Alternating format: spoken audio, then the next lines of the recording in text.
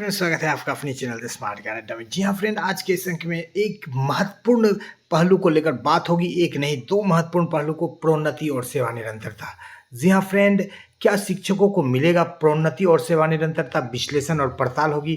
Court का निर्णय भी आया है प्रोन्नति पर और कई जगह से पत्र भी निकला है। तो क्या कुछ इसमें सरकार को देना पड़ सकता है?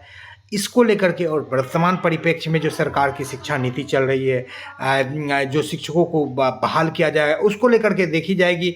ऐसे तो आचार संहिता लागू हो गई है, लेकिन 10 तारीख को फिर भी बैठक होगी, क्योंकि जो प्रोसेस चल पड़ता है उसमें सरकार डिसीजन ले सकती है। शिक्षा जगत के विभिन्न हलचलों से भी कई सारे महत्वपूर्ण हलचल निकल करके आ रहे हैं, जो बिल्कुल आपके लिए जानना अति महत्वपूर्ण, बिल्कुल परम आवश्यक है। तो सीधे चलेंगे अगले स्लाइड पर। उससे पहले एक मात्र गुजारिश, वीडियो को लाइक कर दे, चैनल पर नए हैं या अब तक सब्सक्राइब नहीं किया तो सब्सक्राइब कर ले।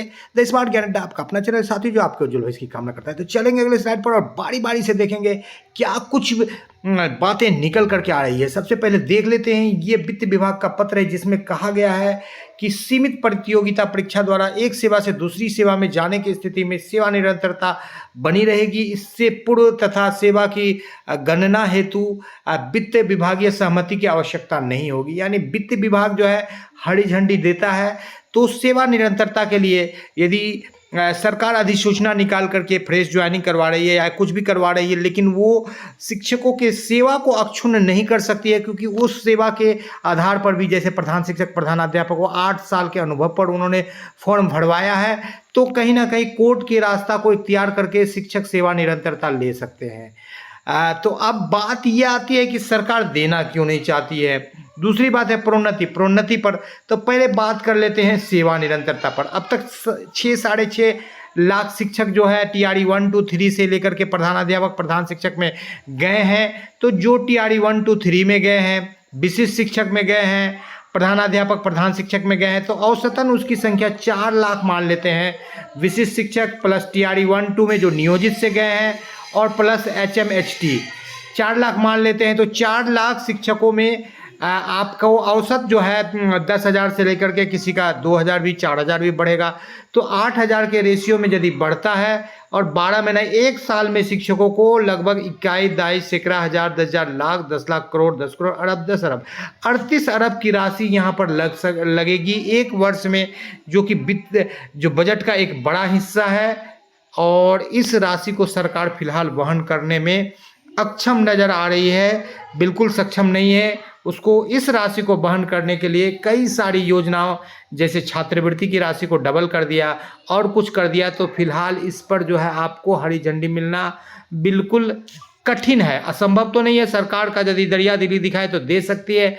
ऐसे तो शिक्षकों का ये मूल हक है, लेकिन जब आप छात्रवृत्ति की राशि को दुगुनी कर सकते हैं, चूंकि छात्रों की संख्या आपका जो है 25 लाख थी पिछले वर्ष में, 5 लाख के पाठक के रीजन में काटा गया, फिर कुछ नए छात्र आए होंगे, 20 लाख को भी मान सकते हैं। तो 20 लाख छात्रों को जो छात्रवृत्ति की राशि जा रही थी उसको डबल कर दिया गया, तो वहाँ पर भी बजट का जो है भार बढ़ा। तो सेवा निरंतरता पर सरकार को काफ़ी दिक्कत है। अब बात कर लेते हैं प्रोन्नति पर। फिलहाल जो नियोजित शिक्षक बचे हैं वही प्रोन्नति के हकदार है। दूसरी बात, जो नियोजित से प्रधानाध्यापक प्रधान शिक्षक में गए हैं या विशिष्ट में गए हैं, TRE 1 2 में गए हैं, वो भी हकदार है।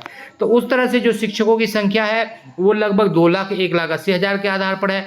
और जो नियोजित बचे हुए हैं लगभग 80,000 या उससे कम भी उनकी संख्या होगी, डिक्रीज भी करेगी, क्योंकि वो सक्षमता 4 और 5 में भी कुछ शिक्षक चले जाएंगे।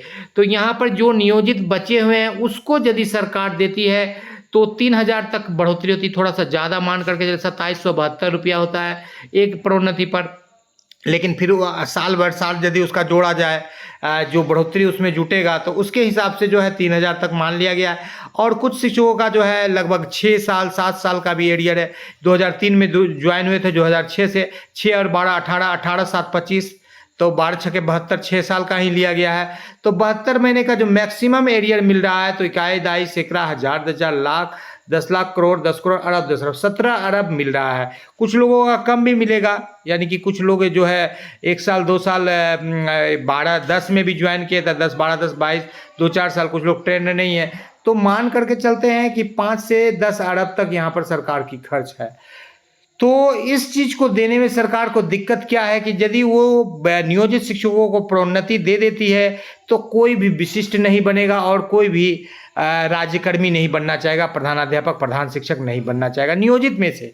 और उसको प्रधानाध्यापक प्रधान शिक्षक के जो बचे हुए जो सीट है उसको भी उन्होंने प्रोन्नति से नहीं भरा और ओपन एग्जाम लिया, ओपन तो नहीं लिमिटेड लिया, विभाग के ही लोग भरे उससे लिया। तो वो जो उनका जो स्ट्रेटजी चल रहा है वो अपना स्ट्रेटजी खुद फेल हो जाएगा।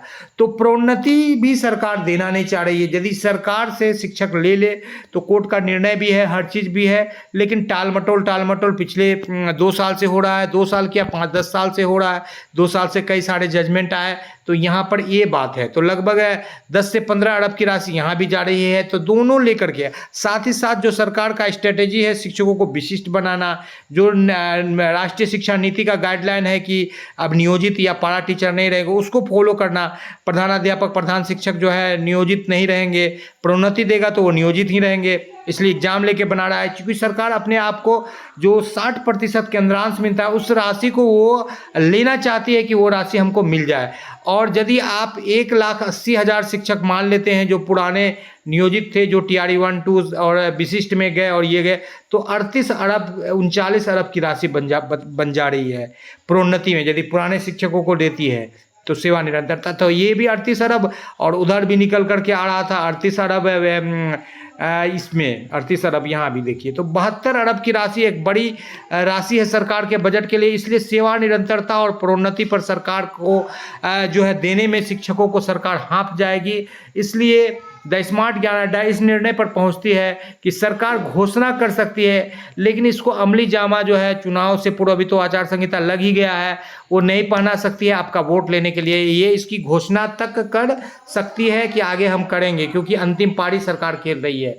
तो BPSC TRE 1, 2, 3 के शिक्षकों के वेतन वृद्धि का पत्र निकला है और 31/7 तक उपलब्ध कराने की बात कही गई थी, जिस कारण से TRE 1 के वेतन वृद्धि में कठिनाई हो रही है।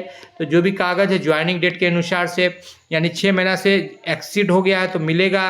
यहाँ पर जो है बिहार विधानसभा में जो 6 को होने वाले के कारण निर्देश दिया जाता है कि उक्त अवधि में किसी प्रकार का अवकाश देनी है, यानी रद्द कर दिया गया पूरे बिहार के अवकाश को, यानी अब नवंबर तक किसी तरह का अवकाश नहीं देना है। फिलहाल अभी भी SL पर बात क्लियर नहीं है। जब कोई लोग देंगे या कोई लोग इससे संबंधित गाइडलाइन मांगेंगे तो SL शिक्षिकाओं को दिया जा सकता है। फिलहाल अभी सभी प्रकार के अवकाश को रद्द किया गया है। तो शिक्षक ये जहमत नहीं उठाएंगे प्रधानाध्यापक की SL दिया जाए, और क्योंकि प्रधानाध्यापक चाहते हैं कि अधिक से अधिक मैन पावर उनके विद्यालय में रहे और विशेष परिस्थिति में हस्ताक्षरी से आदेश लेकर के ही उनको छुट्टी देना है। अब यहाँ पर देखिए 7/12 को होगी, जो 12/10 को होने वाली थी हिंदी टिप्पण की परीक्षा, जो राजपत्रित और अराजपत्रित कर्मचारियों के लिए यानी प्रधानाध्यापक प्रधान शिक्षक इस परीक्षा को देते हैं शिक्षा जगत से, तो उनकी परीक्षा के लिए चलिए कम से कम कुछ तैयारी का समय मिला। और यहाँ पर देख लीजिए HRA में ऑन बोर्डिंग विभिन्न जिलों से निकल रही है। सरकार का तो आदेश था कि दुर्गा पूजा के पहले भुगतान हो, लेकिन अब दीपावली के पहले भुगतान की जो है संभावना निकल करके आ रही है। कहने का तात्पर्य यह है कि जो पिछला सितंबर का भुगतान हो रहा था अब अक्टूबर में होगा। 1 महीना विलंब से प्रधान शिक्षकों को जो है छुट्टी जो है उनका वेतन मिलेगा। 3 महीना तो बीत गया, चौथे महीने में उनको वेतन का भुगतान होगा। और यहाँ पर जो 22 तारीख की जो दीपावली की अवकाश की थी उसको सामान्य प्रकाशन विभाग ने प्रेस विज्ञप्ति निकाल करके 20 तारीख सोमवार को कर दिया है। दीपावली अवकाश में परिवर्तन हुआ है, 20 से लेकर के 28-29 तक छुट्टी रहेगा विद्यालय में। और 11 अक्टूबर को होने वाली जो शिक्षक अभिभावक गोष्ठी थी, PTM थी, उस PTM को भी स्थगित किया गया है। ये जो है आचार संहिता के अंतर्गत है। 15वीं पर 13 शिक्षकों का ट्रांसफर हुआ, एक बड़ा मुद्दा निकल करके आ रहा है, जहां पर जो है दिव्यांग या जो मोस्ट जो उस दायरे में आने वाले जो मोस्ट शिक्षक थे प्रोन टू ट्रांसफ़र, उनको नहीं दिया गया। और 13 शिक्षकों को कैसे किस हिसाब से ट्रांसफ़र दे गया यार, तो कहीं ना कहीं जो है कुछ खेला हुआ है। और 2 प्रधान शिक्षकों का भी ट्रांसफ़र का आपको दिखाए थे कल पत्र, तो ये देख लीजिए यहाँ पर जो है छुट्टी को लेकर के जो बातें की गई थी यहाँ पर निकाला गया है। अनुशंसा के आलोक में अधिसूचना इतना के द्वारा अवकाश की सूची में दीपावली को जो है पर समान पर ये गजट में भी निकाल दिया गया है। और ई शिक्षा कोष ऐप पर जो है विलम्ब से शिक्षक हाजिरी बना रहे हैं या मार्क ऑन ड्यूटी कर रहे हैं बिना कोई प्रतिनियुक्ति के, तो ऐसे शिक्षकों पर जो है यहाँ पर बांका शिक्षा कार्यालय के द्वारा कार्रवाई की बातें निकल करके आ रही है। तो बिल्कुल आप ससमय हाजिरी बनाएं और इन आउट करें, और जब चुनाव में प्रशिक्षण वगैरह में जा रहे हैं तब आप मार्क ऑन ड्यूटी आप तभी कर सकते हैं जब आप किसी कार्य के लिए आप प्रतिनियुक्त हैं। अन्यथा की स्थिति में मार्क ऑन ड्यूटी आप करते हैं तो आपको यदि पकड़े जाते हैं तो आपके ऊपर भी दिक्कत होगी और आपके प्रधान शिक्षक प्रधानाध्यापक में। जी हाँ फ्रेंड, आज के अंक में इतना ही। इसी उम्मीद के साथ की प्रोन्नति और सेवा निरंतरता मिले, आपसे आपका दोस्त और होस्ट विदा लेता है। 10 अक्टूबर को गुड न्यूज आपके लिए आए। जय हिंद, जय भारत, वंदे मातरम।